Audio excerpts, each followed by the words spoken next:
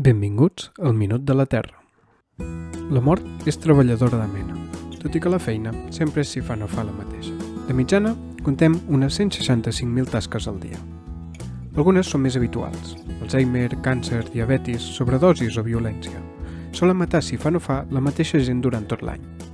Però d'altres causes varien molt segons el moment de l'any on estiguis, i especialment destaquen durant l'hivern. Les morts de grip o pneumònia, els mesos freds creixen desorbitadament, perquè els causants d'aquestes infeccions sobreviuen millor en el clima fred i sec, i poden saltar més fàcilment als hostes quan la gent s'ajunta en interiors. Però aquests només són un 20% de la feina extra de l'hivern. El que realment fa que hagi de fer hores extres és que les morts per atacs de cor i els ictus també es disparen amb la fresca. I és que amb el fred els conductes de la sang es contreuen per prevenir que perdem la calor del cos al món exterior. Que aviam, està bé. Però clar, conductes més petits també vol dir que les plaquetes, cèl·lules de la sang que s'ajunten per formar coàguls, és més probable que s'acumulin on no els necessitaríem, bloquejant les artèries i propiciant els atacs de cor i els ictus.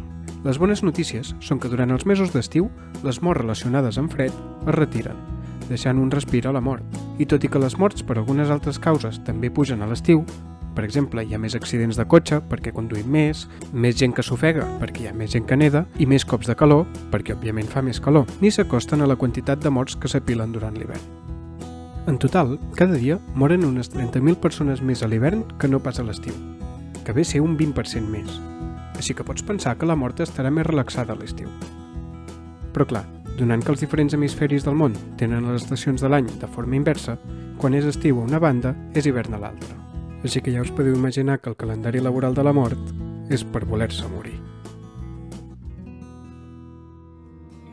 M'agrada. Em subscric. Comparteixo.